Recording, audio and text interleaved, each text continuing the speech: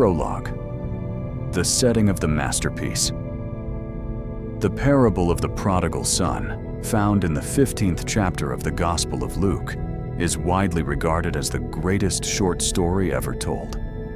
It was delivered by Jesus not merely as a moral lesson for the wayward, but as a direct challenge to the religious elite of his day. The Pharisees and teachers of the law were murmuring because Jesus welcomed sinners and ate with them. In response, Jesus painted a literary triptych: the lost sheep, the lost coin, and finally, the lost son. This final story is the crown jewel of his teachings, a mirror held up to the human soul that exposes the two ways humans get lost: through open rebellion and through religious self-righteousness. The audacity of rebellion. The story begins in a house of abundance and peace. A wealthy father has two sons. In a shocking breach of ancient Near Eastern custom, the younger son approaches his father with a demand that would have sent ripples of scandal through the community. "Father, give me the share of the estate that falls to me." In that culture, inheritance was a death right. By demanding his portion while his father was still in his prime, the son was effectively saying, "Father, I cannot wait for you to die. I value your possessions more than your person. I want your stuff, but I don't want you." To the audience listening to Jesus, this was a spiritual slap in the face. Yet, the father does not strike the boy or banish him. With a heart of agonizing love, he divides his living between them. This is the first revelation of the Father's character. He grants us the freedom to reject him. He does not coerce our love, for love that is forced is not love at all. The illusion of the far country. A few days later, the younger son gathers all he has and sets off for a far country. The far country is more than a location. It is a spiritual state of being. It is the attempt to live life independently of the Creator. It is the pursuit of pleasure without the burden of morality. In this distant land, the son lives prodigally, recklessly wasteful. For a time, he is the center of attention. He trades the eternal security of a father's love for the fleeting thrill of a stranger's applause. He squanders his inheritance on riotous living, believing he has finally found freedom. But the tragedy of the far country is that its resources are finite. Sin always takes you further than you want to go and keeps you longer than you want to stay. Eventually, the money runs out, the fair weather friends vanish, and the laughter dies.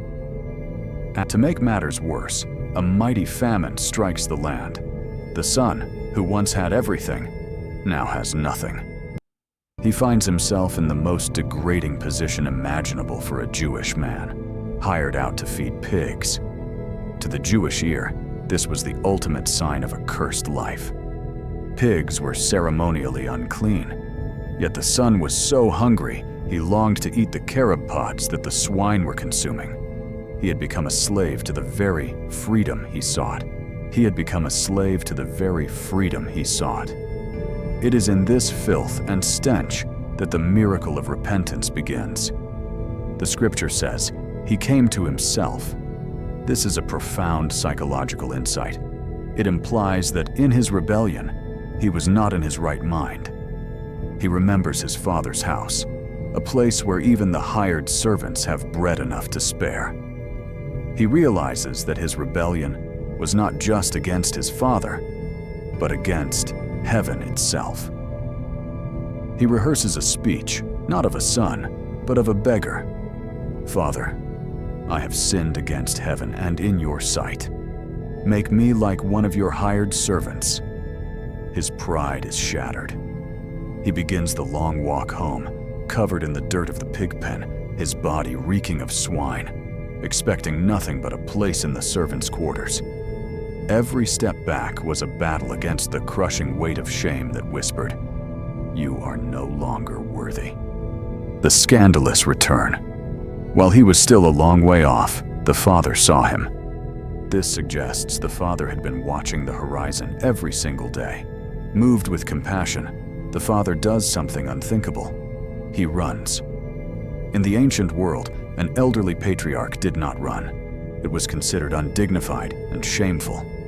He had to hike up his robes, exposing his legs to reach his son. The father shames himself to reach his son before the villagers can see the boy and stone him for his disgrace.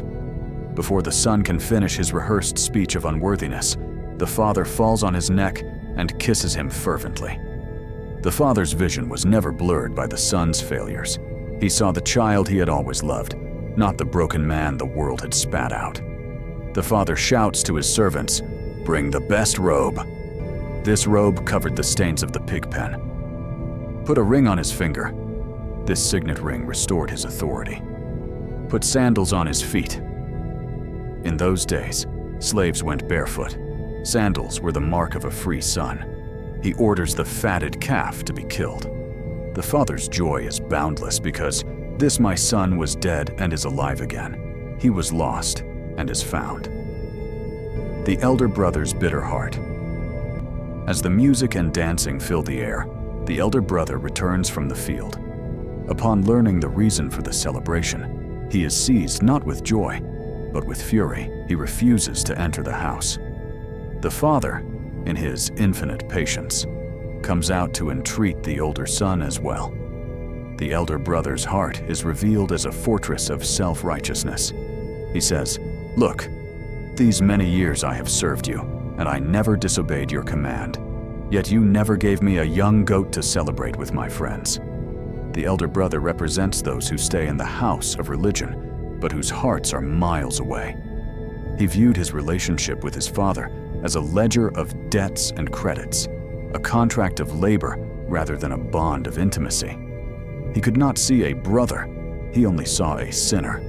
He resents the father's mercy because he believes he has earned his standing. He was a prisoner of his own perfectionism, unable to dance because he was too busy judging. The father's response is tender and heartbreaking. "Son, you are always with me, and all that I have is yours. But it was right to celebrate.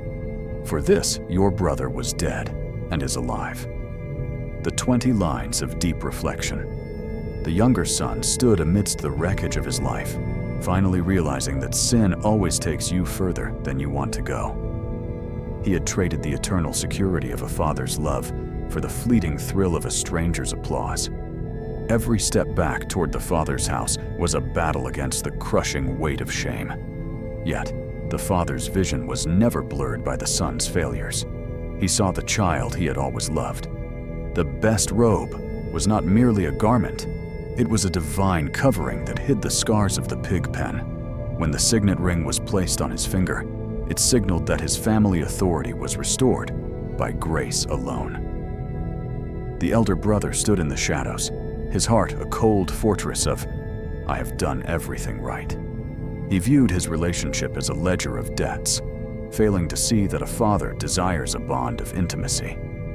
The father's plea to the elder son was a reminder that an inheritance is hollow without brotherly love. The fatted calf was sacrificed to mark a life saved, illustrating that heaven rejoices over one who returns. The celebration was not a reward for wastefulness, but a victory march over spiritual death. In the far country, the son learned that the world's freedom is actually a lonely prison. In the father's house, he discovered that true liberty is found within the boundaries of love. The servants watched in awe as social hierarchy was turned upside down by a single act of mercy. The father never asked for a receipt of the squandered wealth, for the son's life was the only treasure. The elder brother's refusal to join the feast revealed he was just as lost as the younger son. This parable remains the ultimate new dollar bridge between human brokenness and infinite compassion. It echoes through history as a promise that no distance is too great for the Father's legs to run. The journey of redemption begins with the quiet thought, "I will arise and go to my Father." Ultimately, we are all invited to the table, to leave our pig pens and our self-righteous fields. Epilogue, the open-ended invitation. The parable ends on a cliffhanger,